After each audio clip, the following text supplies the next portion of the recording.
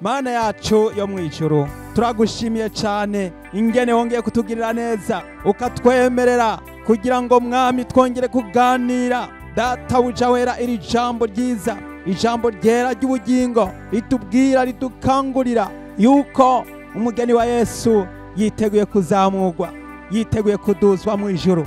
Data uduhe kwitegura, uha umugeni wa Yesu kuba maso, uha umugeni wa Yesu kwitegura. Nuko mwami nsengeye wari we wese ari bwumvira ijambo ryawe atega amatwi, atega ugutwi, ategura umutima, ategura ubugingo, maze tuze tugusanganire aho inzamba y'akabanga izovugira. Ndabisenze mu izina rya Yesu Kristo umwami wacu, amen. Ndasubiriye kubaramutsa mu izina rya Yesu Kristo umwami wacu. Abo twayaze ejo amajambo y'Imana, twarayaze amajambo atubwira yuko ibihe by'abanyamahanga biriko birashika ku nsozero. Twarabonye neza yuko Imana ifise urutonde kandi ifise intumbero y'ingene yateguye, ingene igomba kuzokora igikorwa gihambaye cyo gukiza no kurokora umwana w'umuntu kugira ngo amukure mu kaga kagiye kuba mw'isi, kuko uburake bw'Imana bugiye kuza kugira ngo Imana yihore abanyabyaha banse kwihana. Uno munsi twongeye kugirirwa ubuntu n'Imana, turaganira amajambo y'Imana atubwira ngo kwitegurira kuduzwa mu ijuru kw'ishengero ry'Imana. Ishengero ry'Imana ryiteguye kuduzwa mu ijuru, ishengero ry'abera ririteguye kuduzwa. Umugeni wa Yesu, abera biteguye kuzamurwa. Ayo niyo majambo turi busangire. Nuko rero nimba witeguye, nimba uri maso, nimba ugavye, Imana iguhezagire.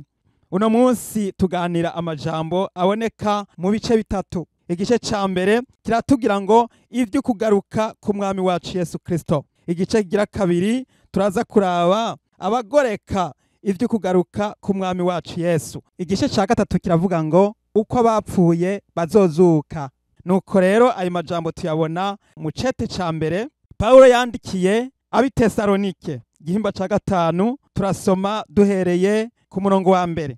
Reka dusome mu izina rya Yesu. Ariko bene data, ivy'ibihe n'iminsi ntimurinda kuvyandikirwa, kuko ubwanyu muzi neza yuko umunsi w'umwami wacu uzoza nk'uko igisuma kiza mw'ijoro, aho bazoba bavuga bati hari amahoro nta nkomanzi, niho uguhona kuzobaza ko giturumbuka nk'uko ibise biza kumugora kuri we, kandi ntibazokwikiza na gatoya. Ariko mweho bene data, ntimuri mu mwiza ngo uwo munsi ububire nk'igisuma, kuko mwese muri abana b'umuco n'abana b'umurango, ntituraba ijoro canke ab'umwiza.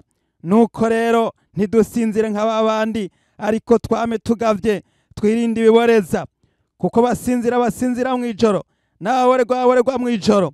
Ariko tweho ko turaba umurango, twirinde ibiboreza, twambaye icuma gikingira igikiriza cyo kwizera n'urukundo, kandi twambaye inkofero ukwizigira agakiza, kuko Imana itadushiriyeho kuturakira, ariko yadushiriyeho guheshwa agakiza n'umwami wacu Yesu Kristo. Niwe yadupfiriye kugira ngo tubaneho nawe, ariyo turi maso canke dusinziriye itiro ry'urupfu. Nuko muhanurane, mukomezanye nk'uko mubikora nyene. Imana ihabwe icubahiro. Shengero ry'Imana, bene data, ubwoko bw'Imana, Paulo aravuga ngo muhanurane kandi ngo mushishe kuremeshanya. No kuvuga ngo tugomba kwama twibukanya amajambo y'Imana atubwira yuko Yesu Kristo ari hafi. Niryo jambo rikomeye abana b'Imana bagomba kuganira muri ibi bihe by'imperuka. Tugomba kuremeshanya, tugomba kwibutsanya, tugomba kubwirana, tugomba kwama wari wese abwira mugenzi we ati mbega ubwo uba witeguye, ukabaza mwene so, ukabaza. No kuvuga ndagira ngo nkubwire ngo kikubera ikiyago ca misi yose, kikubera ikiganiro uvyutse canke ugiye kuryama wiyibutsa, kandi wibutsa mwene so, umubwire canke uganiriza umuntu wese, umubwire uti, umubaza uti mbega uragavye, uti mbega uri maso, kubera yuko ijoro rirakuze bugira buce. No kuvuga ngo bya bihe twabwiwe byaramaze kudushikamwo. Nico gihe cuko wewe rero ugomba kuba maso, ukitegura, ukamugavye. Haleluya. Rero aya majambo ariko aratubwira ngo ariko bene data, ngo ivy'ibihe n'iminsi ntimurinda kuvyandikirwa. Twarabonye ivy'ibihe by'abanyamahanga, twarabonye iby'amayinga 70, twarabonye iby'ibihe, ariko Yesu Kristo yaravuze ngo ntawuzi umunsi canke isaha, ntawuzi umwaka, niyo yoba abamarayika bo mw'ijuru canke umwana w'umuntu, atari data gusa azi umunsi, niwe azi itariki, niwe azi igihe bizobera, niwe azi igihe inzamba y'akabanga izovugira, niwe azi umunsi, niwe azi igihe. Ni ukuvuga ngo byahishijwe umwana w'umuntu, byahishijwe abana b'abantu. Rero nico gituma tugomba kwama turi maso, tukama twiyeza, tukama twitunganya, tukama twiyuhagira, kuko umwami wacu Yesu Kristo azoza nk'uko igisuma kiza mw'ijoro. Ngo kuko ubwanyu muzi neza yuko umunsi w'umwami wacu uzoza nk'uko igisuma kiza mw'ijoro, aho bazovuga bati hari amahoro, nta nkomanzi, niho uguhona kuzobaza ko giturumbuka, ngo nk'uko ibise biza kumugora kuri we, kandi ntibazokwikiza na gatoya. Shengero ry'Imana, muri iki gihe isi yose iviriye hasi kurondera amahoro, isi yose iviriye hasi kurondera iterambere, isi yose ubu ni ukuvuga ngo iterambere ryaragwiriye. Uno munsi hirya no hino ku isi yose abantu bariko bararondera kugira ngo babeho neza. Ibijanye na tekinoloji, ibijanye n'ubuhinga n'ubumenyi byaramaze kugwira, abantu bose bariko bararondera kugira ngo babeho neza. Isi igeze ku buryo ku rwego rwo kurondera ingene bazokwishiramwo za microchip, za nimero za cagikoko zizotuma abantu bagenda bakora nk'amamashini, bazogenda bagenda bafise imbaraga canke inkomezi zidasanzwe n'ubuhinga budasanzwe, ubuhinga bwa none. Arico gituma Pawulo yavuze ngo aho bazovuga bati hari amahoro nta nkomanzi, niho uguhona kuzobaza ko giturumbuka, nk'uko ibise biza kumugora kuri we, kandi ntibazokwikiza na gatoya. Rero bene data, twisuzume, wewe wisuzume, nanje nisuzume, kuko igihe cyo kugaruka k'umwami wacu Yesu Kristo kiri hafi gushika, kandi benshi bagiye gutungurwa giturumbuka, bagiye kuzosangwa batiteguye, kuko Yesu Kristo yaravuze ngo ntawuzi umunsi canke isaha. Pawulo nawe aravuga ngo ivy'ibihe n'imisi nimurinda kuvyandikirwa, kuko ubwanyu muzi neza yuko umunsi w'umwami wacu uzoza nk'uko igisuma kiza mw'ijoro. Kandi ngo aho bazovuga bati hari amahoro nta nkomanzi, niho uguhona kuzobaza ko giturumbuka. Bene data, benshi bagiye gufatwa batiteguye, benshi bagiye guturumbukirwa, benshi bagiye gutungurwa. Ndagira ngo nkubwire ngo niwitegure, kuko umwami wacu azoza mu gihe mutiyumviriye. Ashobora kuza mu gicugu canke mu nkoko. Nuko rero wicara ugavye, nanje nicare niteguye, twame dusenga dusaba Imana kugira ngo itwongere inkomezi, kugira ngo iduhe kuba maso, twicare twiteguye. Nico gituma rero witandukanye n'ivy'isi, witandukanye n'ibikuremera, witandukanye n'ibikuyovya, witandukanye n'ibigusuka, witandukanye ab'isi, witandukanye ivy'isi bigukura ku Mana bikakubuza gusenga, ahubwo wambaza Imana kandi usaba Imana kugira ngo ukigirire neza, maze uhabwe ubushobozi bwo kwamura maso, bwo kwamugavye. Alleluya.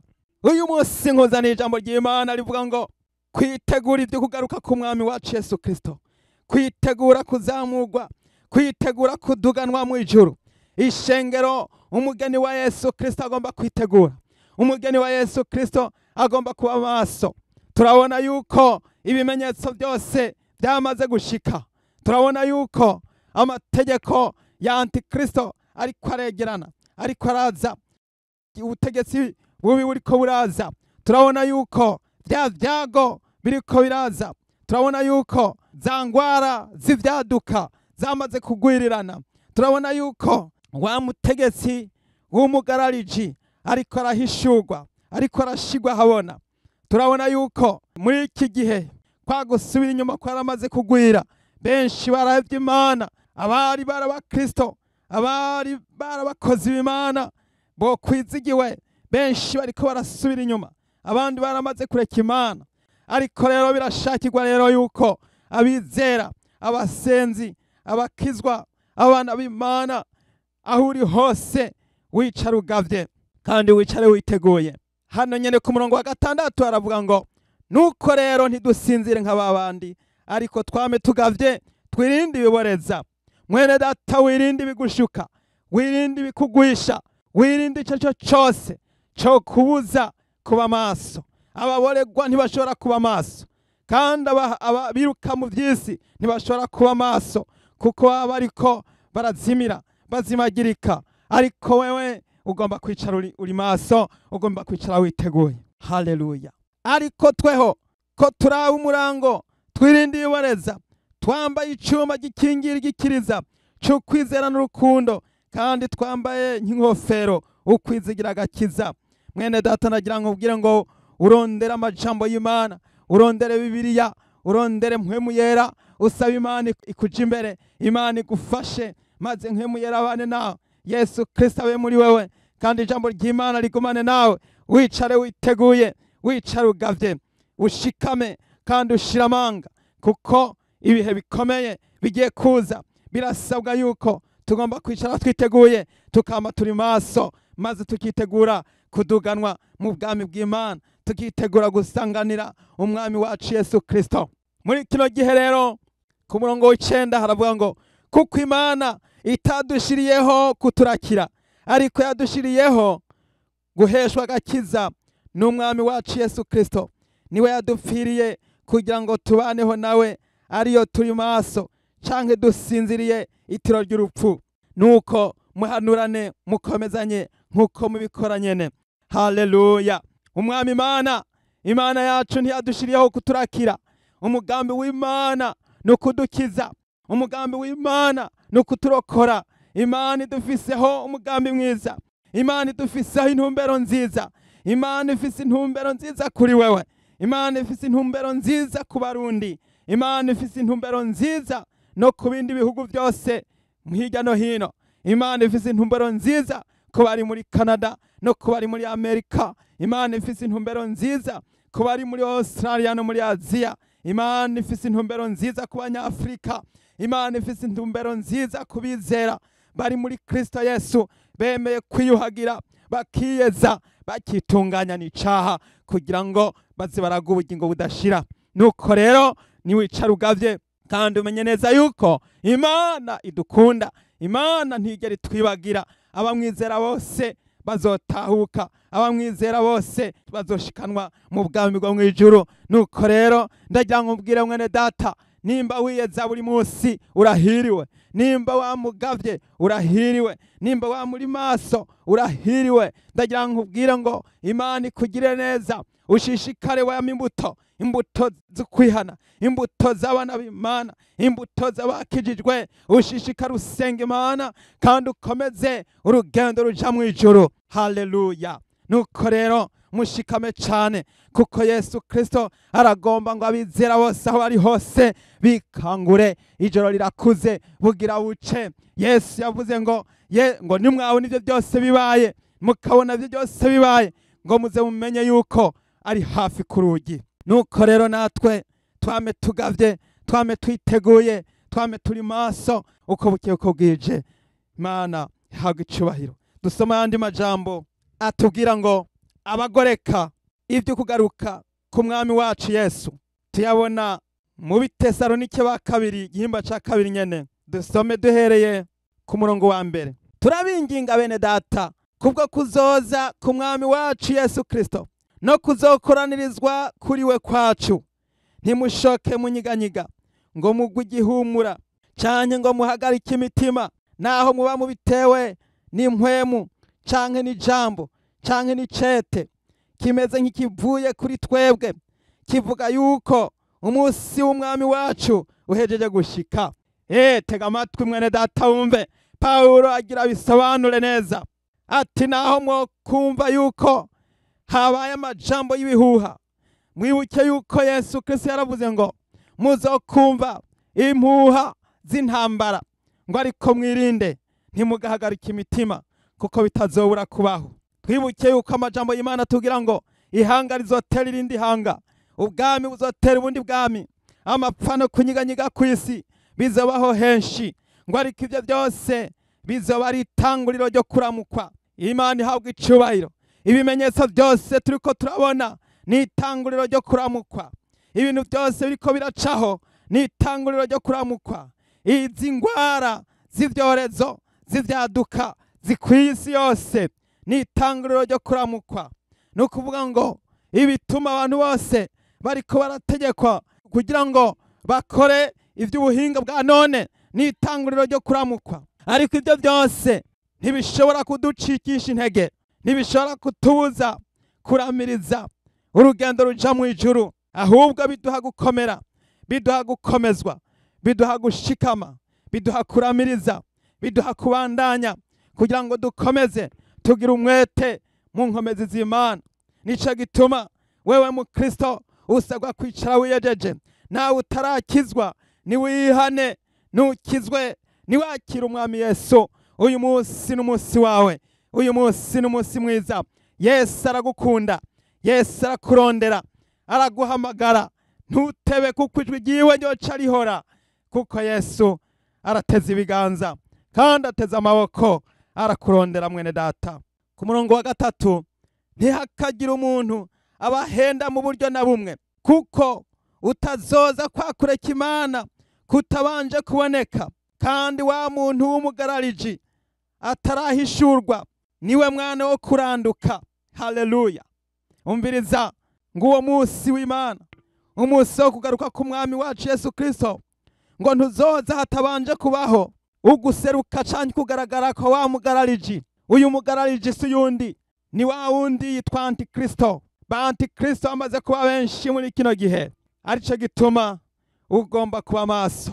Nuko rero ubugarariji bwaramaze kugwira, ubugarariji bwo kwicira abana mu nda iwabo, mu nda zabo, abana bakabicira mu nda zabo. Ivyo byose abantu benshi bamaze kwica abana kandi bagaca abandanya bakitwa abakristo. No kuvuga abantu benshi amareta amaze kubishigikira, amareta amaze gushiraho yuko abantu batangura kunywa urumogi ku mugaragaro. Ivyo byose ni Antikristo.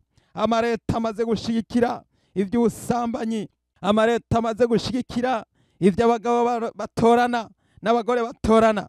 Leta zimaze gushigikira ibintu byinshi muri kino gihe. Amadini nayo atanguye gushigikira yuko abatorana bahuje ibitsina yuko birekuwe. Ayo yose, ivyo byose nivyerekana yuko igihe c'imperuka kiri hafi. Benshi bamaze gusubira inyuma, benshi bamaze kugwa, benshi bamaze kuva ku Mana, benshi baramaze guheba ivyo gusenga. Uno munsi uguharika n'ukwahukana bimaze guhabwa ikibanza mu mashengero. Mbere n'abahora ari amashengero y'abakristo batanguye kwemeza no gushigikira yuko umuntu ashobora kwahukana agasubira agatora uyundi, naho yoba ari umukozi w'Imana, akabandanya yongera abandanya akora ibikorwa mu ishengero nta kibazo, akabandanya akaba umuririmbyi, naho yoba yaracikiye, naho yoba yarahukanye, akabandanya agakora ibikorwa. Ivyo byose bimaze kwemezwa muri kino gihe. Nicerekana yuko wa mugarariji ari we Antikristo amaze kwiyerekana, atanguye kuza. Yesu yaravuze ngo nimwabona ca kizira c'ubuyobe bw'ubugesera gihagaze ahantu hera, cavuzwe na Daniyeli umwe yavugishwa n'Imana. Yesu aravuga ngo usoma niyubare. Ndagira ngo mbwire mu Kristo, wewe uri hano, maze wowe unyumva, wongere kwiyubara, wongere kuba maso, kuko igihe cyo kuza k'umwami wacu Yesu Kristo kiriko kiregereza, kiriko kirashika. Ku murongo wa 4, umurwanizi yishira hejuru y'icitwa Imana cose canke igisengwa, nuko azokwicara mu rusengero rw'Imana yiyerekana ngo ni Imana. Uyu Antikristo niyamara gukora byose, yaramaze gutangura kuzana inyigisho, inyigisho zizimiza, inyigisho zipfuye, urutonde rw'ukuntu abantu bagiye kuzimira, bazimagirika, bahushagirika, bagata umurongo, bagata inzira, batagira iyo baja niyo bava. Benshi mu madini, amadini atanguye kwemerera ibyaha bimaze kwemererwa. Ugasanga abakenyezi n'abigeme batanguye kwiyambika ipantaro, ariko bakaja imbere bakavuga ubutumwa, bagatangura kwihindura ku minwa, bagatangura kwitobora amatwi, bagatangura guhindura amaso, bagashinga bagatera izindi nzara ku maboko, ariko ugasanga bafise Bibiliya bariko barigisha.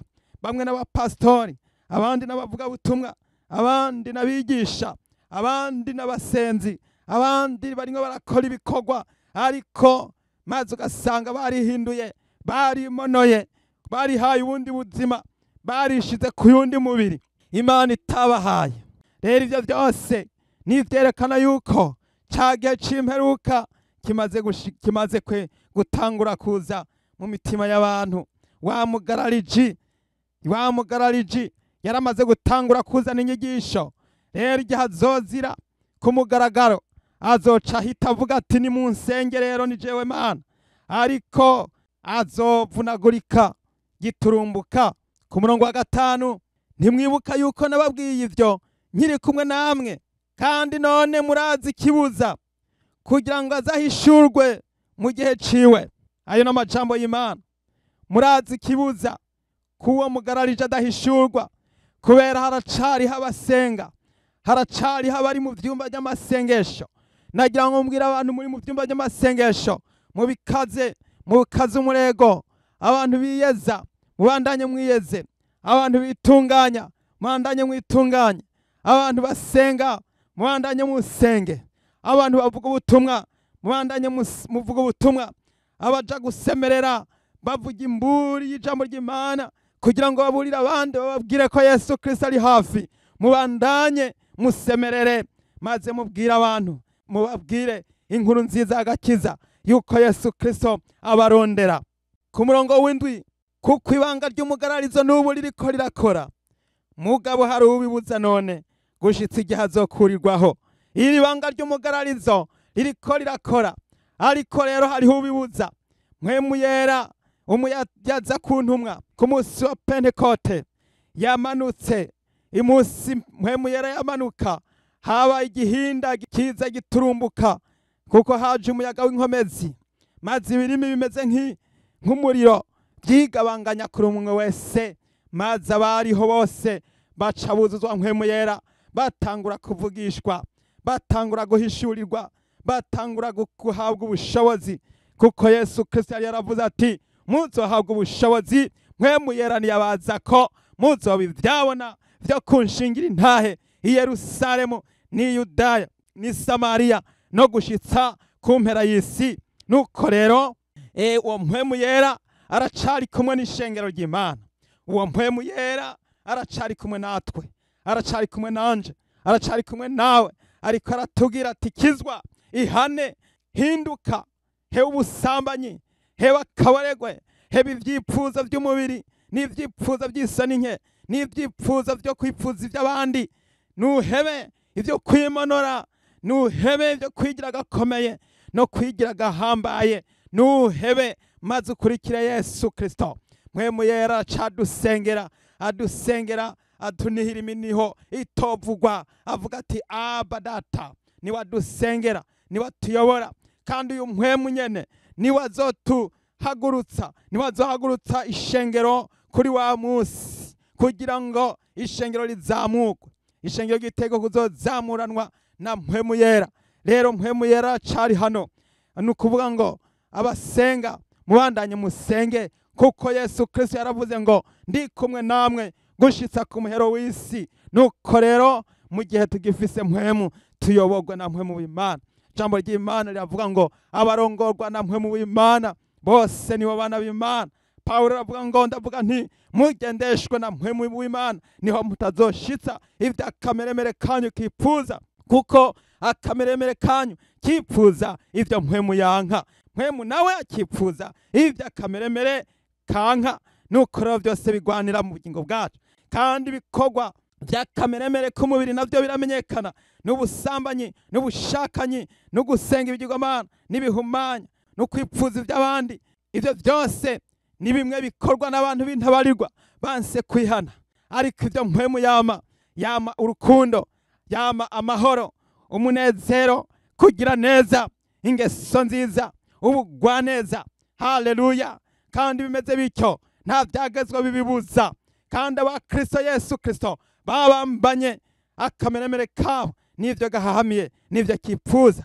Ndakubwiye ngo nawe nuhinduke, maze wongere gutaka akameremere k'umubiri, maze wambara umwami Yesu Kristo, kugira ngo guhera uno munsi ubicaremo gisha, kuko mpwemu yera twaramuhawe. Mpwemu yera ari kumwe natwe, aracari kumwe n'ishengero. Nagira ngo ndemesha abera, nagira ngo ndemesha abakristo, ndababwira yuko mpwemu yera akiri kumwe n'ubwoko bw'Imana. Mpwemu yera aracari kumwe n'abejejwe. Nico gituma wewe wejejwe, wewe witandukanije n'icaha, urahiriwe. Nuko rero bishakirwa yuko wamusenga, ukama mu buntu bw'Imana, ukama uri mu nkomezi z'Imana.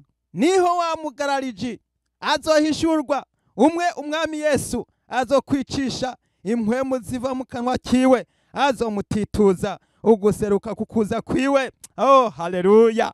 Umwami wacu Yesu Kristo yiteguye kuza kugira ngo azafate wamugarariji, azafate antikristo, azomutituza uguseruka kwiwe, azomwicisha impwemu ziva mu kanwa kiwe.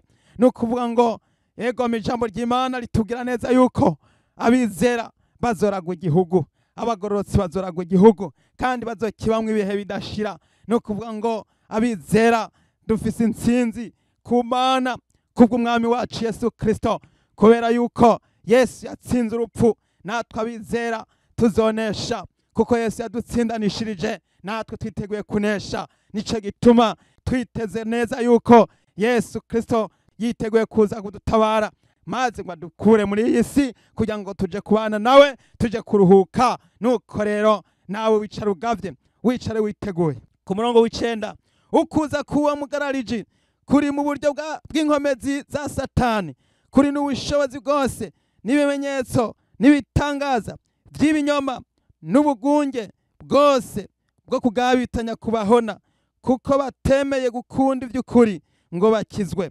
Nico gituma Imana ibarungikira ubuzimire bubakoreramwo ngo bizere ibinyoma, kugira ngo abatizeye ukuri bose bagahimbarirwa kugabitanya bacirwa kwiteka. Niwumve icatumye isi izofatwa giturumbuka, ni kubera yuko banse kwakira umwami Yesu, banse kwemera ijambo ry'Imana, banse kwemera umwana w'Imana yadupfiriye ku musaraba i Karuvali Gologota, maze bagatambamira ivy'isi, bakiruka mu vyaha, maze bakaba arivyo baha ikibanza. Nico gituma Imana yiteguye kubarekuriramwo ubuzimire, bukaba ari bwo bubakoreramwo. None rero mwene data, ndagira ngo ubwire ngo harageze kugira ngo witegure, kuko Imana yiteguye gukinjisha, Imana yiteguye gutabara abera kugira ngo ibavane mw'isi, kuko Imana niyamara kubavana mw'isi, isi izosigara nk'umwijima, izosigara ari ubusa gusa, isi izosigara ihumanye, izosigara irimwo imyuka mibi, abadayimoni aribo bayerera, kandi ico gihe hazoba hari uguhora kw'Imana. Nico gituma bisabwa yuko tugomba kwicara twiteguye, tukicara turi maso. Haleluya! Muri iki gihe rero turabona neza yuko ishengero ry'Imana ririko riritegura.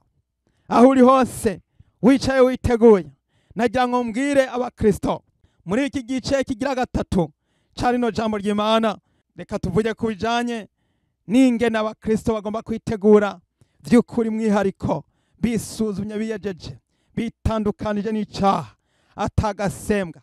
Ndagira ngo ubwire yuko nimba hari ikintu wanyegeje mu mutima, ugiserurire umwami Yesu, maze umubwire ati mwami Yesu, ndihanye, mbabarire, unkize, maze kugira ngo mbicare mu gisha. Hari benshi bitwa abakristo ariko kuri wa munsi bakazomaramara. Hari benshi bakigendera mu ngeso z'ivy'isi, zo kugabitanya, z'ubugarariji. Benshi bamaze guhendwa n'ivy'isi, bagatinya abantu. Abandi bugasanga birukanga inyuma y'ivy'isi. Abo bose Yesu niyaza bazosigara.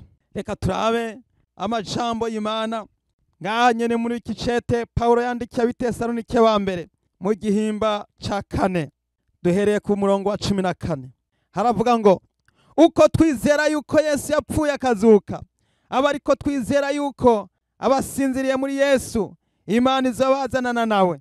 Ku murongo wa 15, iki nico tubabwira, ni ijambo ry'umwami twashikirijwe, yuko twebwe abazaba bakiriho dusigaye gushitsa kukuza k'umwami wacu tutazokwitangira imbere y'abasinziriye na gatoya, kuko umwami wacu ubwiwe azoza amanutse avuye mu ijuru aranguruye ijwi rirenga hamwe n'akamo k'umumarayika mukuru n'inzamba y'Imana, maze abapfiriye muri Kristo nibo bazobanza kuzuka, maze natwe abazoba bakiriho dusigaye tuzoca duteruranwa nabo mu bicu dusanganirire umwami mu kirere, niho tuzokwama tubana n'umwami. Nuko mwiruranishe ayo majambo, nuko twiruranisha ayo majambo bene data. Aya n'amajambo aturemesha. Hariho urutonde rw'ukuntu bizoba bimeze. Abapfiriye muri Kristo nibo bazabanza kuzuka, abapfiriye muri Kristo Yesu, abapfuye bizeye, abana b'Imana bizeye amaraso ya Yesu Kristo nibo bazabanza kuzuka.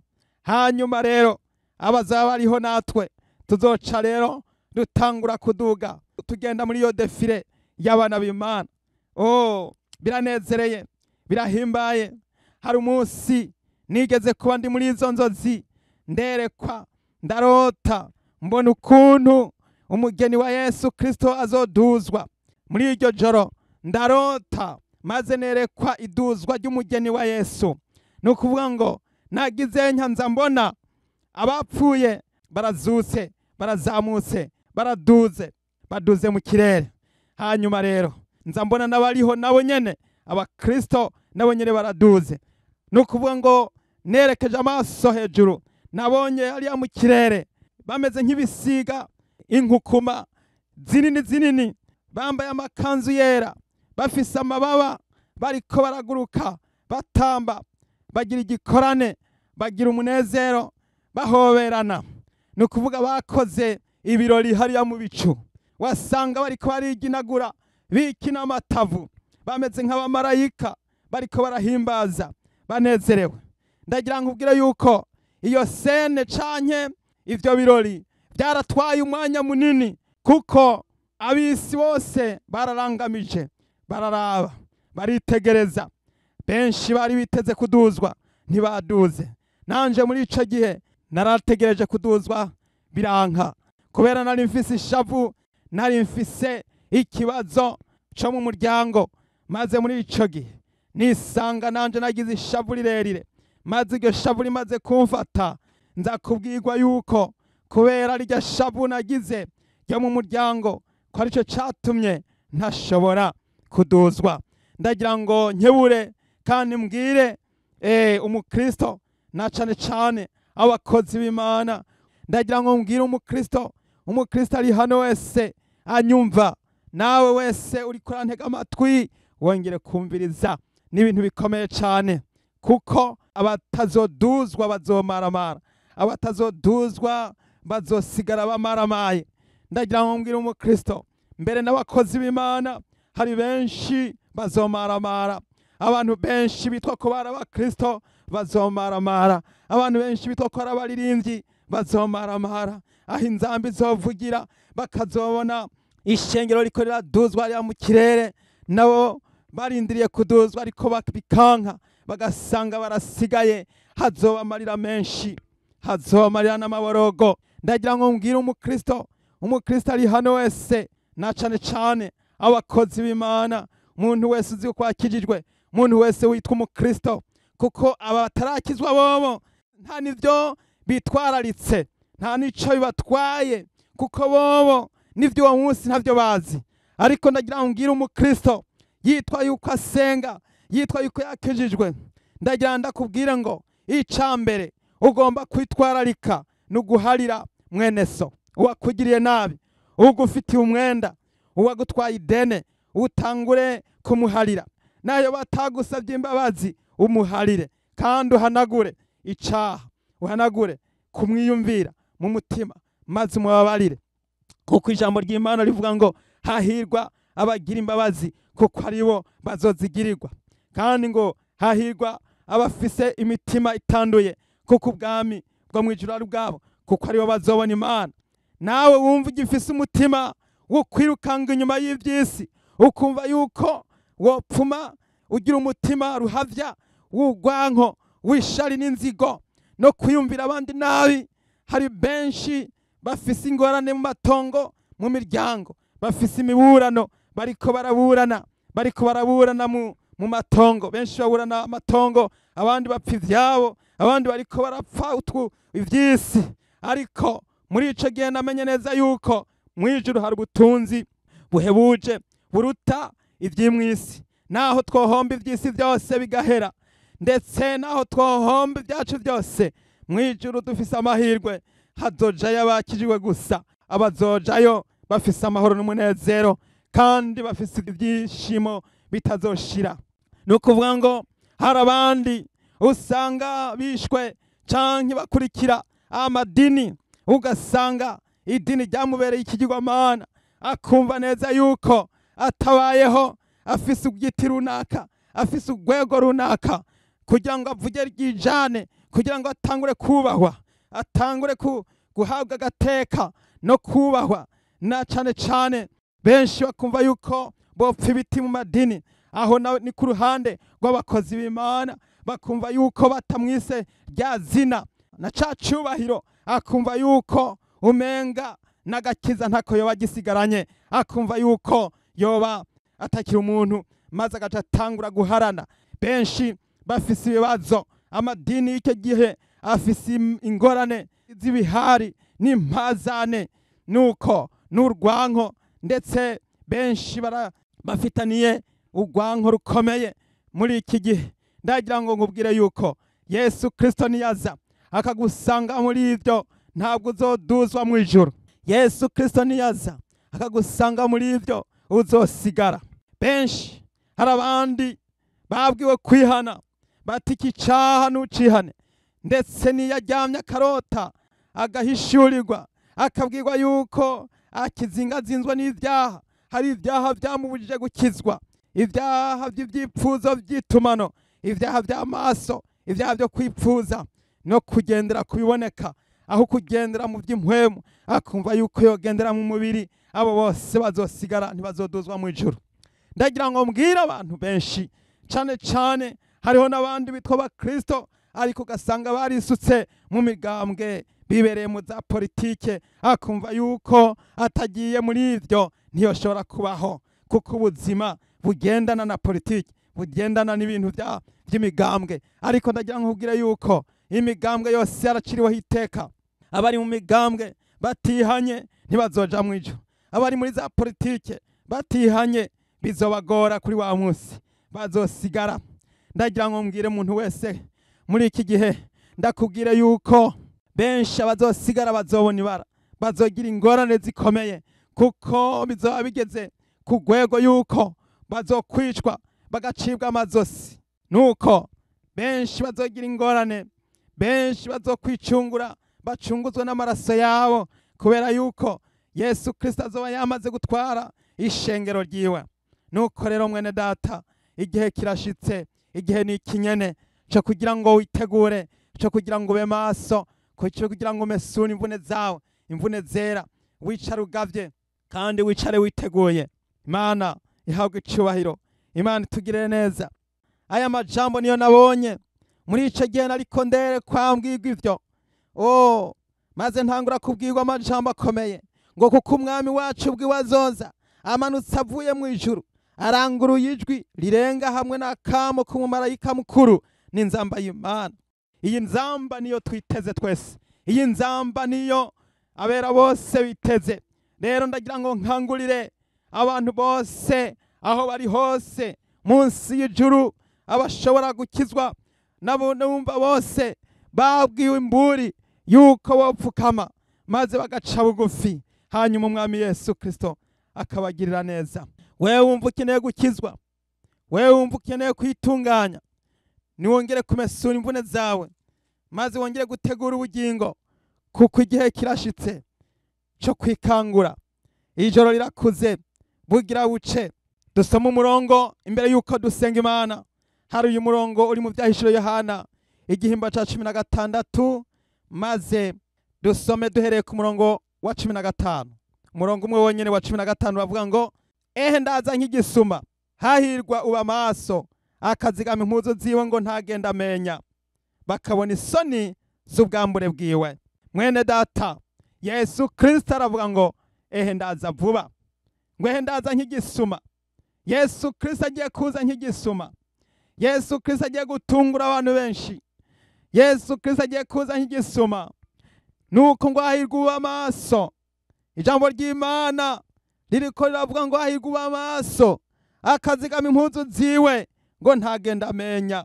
Bagahava babona isoni z'ubwambure bwiwe. Abazoja mu ijuru n'abambaye bakikwiza. Abazoja mu ijuru n'abambaye batataye isoni ngo batakaranga. Abazoja mu ijuru n'abiyejeje. Abazoja mu ijuru n'abatataye umuco wa Gikristo, ahubwo bemeye bakambara bakikwiza. Kuko Yesu Kristo azobarobanura nk'uko umwungere arobanura intama mu mpene. Intama azoziherereza iburyo bwiwe, ariko impene azoziherereza ibumoso. Mwene data, harahiriwe umuntu ari maso kugira ngo yitegure. Ijambo ry'Imana ririko rirakubwira, nanje ririko rirambarira kugira ngo nitegure, kugira ngo twitegure, tumesure imvune zacu, tumesure imyambaro, tumesure, dutegure ubugingo. Yesu Kristo ari hafi. Yesu Kristo agiye kuza nk'igisuma, kandi agiye gutungura abantu benshi. Hari benshi bagiye gutungurwa. Hari abakobwa benshi bagiye gutungurwa batiteguye. Hari abasore benshi bagiye gutungurwa batiteguye, kubera yuko bakomeje bakora inzingo aho gukizwa neza. Bakaguma bicanga, bakaguma biyorobeka, bakumva yuko batokizwa ngo bamareyo, bakumva yuko gukizwa bitabaho, ahubwo yopfuma yicanga, akagenda yiyiba gahumbezi, yiyorobeka, akagenda ari indyarya, akagenda agendera mu mwiza no mu mwijima w'icuraburindi. Babo bose bazotungurwa, bagiye gufatwa giturumbuka. Hari benshi bitwa baririmbyi ariko bagenda mu mwiza. Hari benshi bagenda biyorobeka mu busambanyi. Hari benshi bagenda biyorobeka mu vyaha bitagira iyo bija niyo biva. Abo bose Yesu niyaza bagiye gutungurwa. Hari benshi bababwiye gukizwa biranka, nuko mpwemu yera akomeza babwira ngo bihane bikanka. Hari benshi bagiye gutungurwa. Nuko rero mwene data, ca bugufi, ucumviye imburi, ucumvira ijambo ry'Imana, ndagira ngira ngo wihane. Yesu Kristo arakugomba, kandi yaraguteguriye icicaro mu bwami bwo mu ijuru. Birashakirwa ngo witegure. Yesu azosange uri maso, azosange witeguye, hanyuma uzubane nawe mu bwami bwo mu ijuru. Imana itugirire neza, Imana ikugirire neza. Nimba witeguye, wateguye ubugingo bwawe, ndagira ngo ngire ko inzamba igiye kuvuga. Inzamba niyavuga, birakwiye yuko uzoba witeguye kugira ngo uzudugane n'abera ku munsi wo kuduzwa ku ishengero ry'abana b'Imana, ishengero ry'umugeni wa Yesu Kristo. Rero uce bugufi, tugiye gusenga Imana. Wewe wamaze kumva hari ijambo ry'Imana ryakoze ku mutima wawe, hari ico mpwemu yera ariko arakubarira.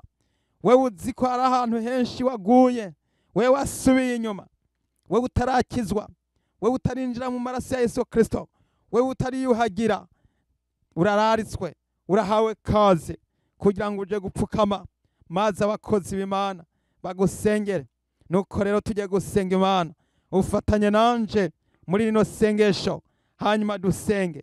Wugurura umutima wawe kugira ngo Yesu Kristo yinjire, kuko Yesu Kristo aravuga ngo yamagaze ku rugi ndaramukije, ngo umuntu niyumva ijwi ryanje ngo akugurura urugi rw'umutima wiwe ndinjiriwe dusangire.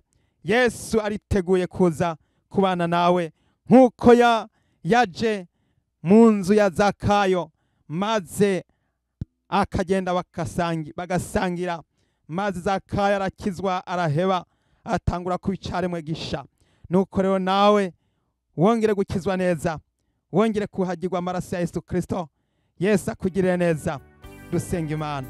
Mwami Yesu, ndagushimiye cyane yuko utugiriye neza kubw'aya majambo y'ubugingo, kubw'aya majambo ahesha agakiza. Iri jambo ryawe rizima Mwami, ryongere guteragirwa mu mitima y'abaryumvise bose, kugira ngo Data buja wera, uyu yemeye kukumva ijambo ryawe, maze akihana. Mwami Yesu, ndamusabiye guharirwa, ndamusabiye kozwa ibyaha byiwe byose, ndamusabiye kugirirwa ubuntu mu izina rya Yesu. Wongere kumwuhagira ibyaha byiwe, wongere kumwogesha amaraso yawe y'igiciro kinini, maze Mwami umwandike mu gitabo cy'ubugingo. Urakoze Mana, urakoze Data, urakoze Mwami Yesu, kuko waravuze ngo niwe wugara ntihagire uwugurura, kandi niwe wugurura ntihagire uwugara. Kuri aba bose Mwami bamaze guca bugufi, wongere kubagenderera maze ubagirire neza, maze amazina yabo uyandike mu gitabo cy'ubugingo. Haleluya, urakoze Mana, nubishimirwe mu izina ry'uwatwitangiye Yesu Kristo umwami wacu, amen. Abagwaye, abafise ubugwayi, tugiye gusenga Imana kugira ngo abagwaye bakire mu izina rya Yesu. Mana yacu yo mu ijuru, mu izina rya Yesu Kristo turasengeye uwo wese afise ubumuga, uwo wese afise ingwara zitandukanye, uwo wese afise imisonga n'iminiho, uwo wese afise ibimutesha kugira umwidegemvye, abagwaye ingwara zitandukanye ndabasengeye kugira ngo bakire mu izina rya Yesu. Abagwaye ingwara zo mu mutwe, abagwaye abadayimoni, abafise imyuka mibi, abafise ingwara z'intakira, abagwaye malaria n'abagwaye inyonko, bose ndabasengeye mu izina rya Yesu Kristo. Ubagirire neza kugira ngo bakire Mwami, nuko bakize. Abagwaye ingwara zidakira, abivurije bikanka, ndabashize mu biganza byawe kugira ngo cane cane ubakize ingwara z'imitima n'iz'imibiri nazo, maze baronka agakiza kandi babeho bakwizeye. Abafise imitwaro itandukanye, abakeneye gusubizwa ibisubizo, ndabasengeye kugira ngo ubagirire neza mu izina rya Yesu Kristo. Urakoze, ndagushimiye ko ari ukiza kandi ko ari uvura. Urakoze uri Imana, nuhabwe icyubahiro mu izina rya Yesu Kristo umwami wacu, amen. Abakeneye kuzuzwa no guhabwa mpemu yera, nuko tujye gusenga kugira ngo utarahabwa mpemu yera wongere guhabwa mpemu yera, wongere kuzuzwa mpemu yera, maze ubushobozi bwa mpemu yera bwongere kuzako, maze wongere kuvugishwa, wongere kwerekwa, wongere guhishurirwa, wongere gufurura ingabire za zindi washizwemo, zimwe Imana yaguhaye zongere gufururwa. Nuko dusenga Imana, nuko abakeneye guhabwa mpemu yera mwongere kwitegura, kuko tujye gusenga. Mana yacu, mu izina rya Yesu Kristo turagushimiye Mwami Yesu, yuko wavuze ati ndi kumwe namwe gushitsa ku muhero w'isi, ati kandi sinzobasiga mwenyene, ahubwo nzobarungikira mpemu ariwe mufasha, ariwe mwitsa, azoza kubibutsa ibyo nababwiye byose. Turagushima Mwami Yesu yuko wabishikije kuri wa munsi wa Pentekote. Nuko rero Mwami, kuri uno munsi ndasengeye ubwoko bwawe, wongere kubasuka ko mpemu yawe yera, batangure kwerekwa, batangure kuvugishwa, batangure kuyoboka, batangure kumva ijwi ryawe mu izina rya Yesu, maze amatu yawe yongere kugoboroka, bongere kubwirwa, bongere kumva ijwi ry'Imana, maze imiyoboro yongere kugomororwa mu izina rya Yesu, kugira ngo inzuzi z'amazi y'ubugingo zongere gutemba, imigisha mpemu yera yongere kuza muri bo, maze wongere gusigwa amavuta mu izina rya Yesu Kristo. Haleluya, urakoze uri Imana, nuhabwe icyubahiro kubikoze. Urakoze ko ari wowe wagiriye neza, ndabigushimiye. Nuko rero izina ryawe niryubahwe rihimbazwe mu izina ry'uwatwitangiye Yesu Kristo umwami wacu, amen.